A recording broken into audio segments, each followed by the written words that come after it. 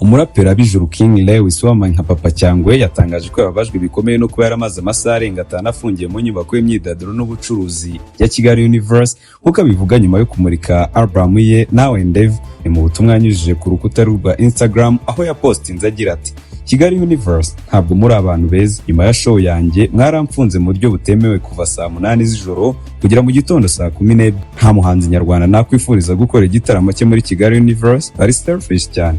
Nibaze ko igitaramo nahakoreye amafaranga n'imbaraga zose nashyizemo n'abantu barenga 1000 baje kunshyigikira, ariko nta n'ijana bampaye. Ibi byose byabaye mu ijoro ryo kuwa gatandatu rishyira ku cyumweru cya 23 Gushyingo na 2025.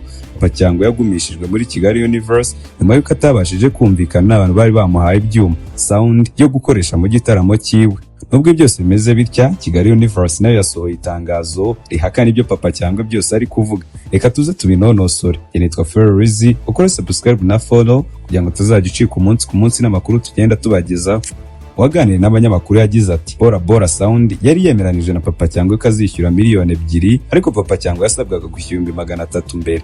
Buriya mbere y'igitaramo Bora Sound yari yanze gucana ibyuma, ariko Papa Cyangwe yavuganye nabo ibyuma barabicana. Nyuma y'uko bagize ibyo bemeranya, yakomeje agira ati hawo Kigaliuniverse ure n'ibyabaye kuko bombi baje kuvugana na Bora Sound yemera gucana ibyuma, igitaramo kiratangira. Ariko bigezemo hagati Peter washinze Bora Sound yageze ahabereye igitaramo, hanyuma areba Papa Cyangwe ageze ku rubyiniro acomora ibyuma.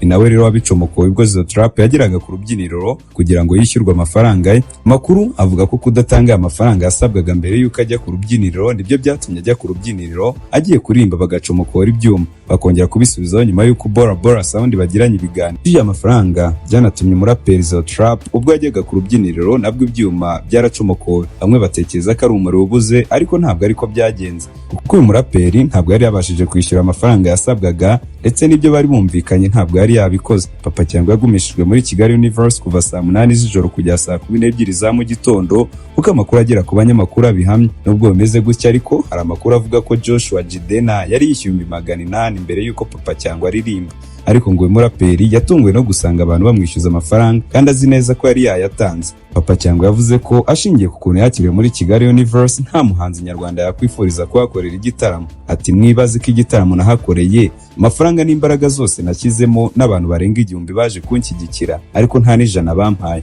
Nubwo Papa Cyangwe yavuze gutya, ubuyobozi bwa Kigaliuniverse bwamaganiye kuri ibyo Papa Cyangwe yarutse gutangaza avuga ko bamufungiranye mu gitaramo kuva saa 8 kugera saa 12. Itangazo bashyize hanze, Kigaliuniverse yavuze ko bari bumvikanye na Papa Cyangwe ko bazamuha icyumba cy'ubuntu cyo gukoreramo, ikarita imwe y'amazi, uburyo bw'ikoranabuhanga bwo gucuruza amatike, ndetse no kumwamamariza igitaramo. Bavuze ko Papa Cyangwe yagombaga kwishyura ibyuma by'amajwi, amatara yabugenewe, stars, decor, ababishinzwe umutekano, protocol, abakora amasuku n'ibindi bitari gukorwa na Kigaliuniverse. Ibi byose babyemeranijwe ndetse bagirana n'amasezerano. Bavuze ko impamvu igitaramo cyageze hagati amajwi bakahagarika byakozwe no Papa Cyangwe yari yahaye icyo kiraka, ariko amusigaramo ideni rya 1,200,000. Ntabwo yari yayishyuye kandi ntabwo yari yabimenyesheje Kigaliuniverse. Kugira ngo igitaramo kidahagarara, Kigaliuniverse yahuje impande zombi kumvikana ko ayo mafaranga y'ideni aza kuvanwa mu byo Papa Cyangwe aza kwinjiza ku muryango. Nyuma yo gukora ibaruramari, basanze iryo deni ritabasha kwishyurwa ngo yishyure n'ibyo yagombaga Kigaliuniverse bitewe n'uko ayinjiye yari makeya cyane. Basanga asaguka 400, maze bimenya ko uwamukodesheje ibyuma asigara 800. Cyangwa yemera ko azayishyura ndetse aranabisinyira. Kigaliuniverse kandi yakanye ibyo Papa Cyangwe yatangaje ko bamufungiranyemo, bityo ko batabyihanganira bakaba biteguye gufata ingamba zose zirimo n'iz'amategeko kubwo kubasiga icyasha. Iyi ni Show Business News Rwanda, ukore subscribe na follow kugira ngo utazajya ucika umunsi ku munsi. Iyi nkuru turakomeza tuyikurikirane 5 kuri 5.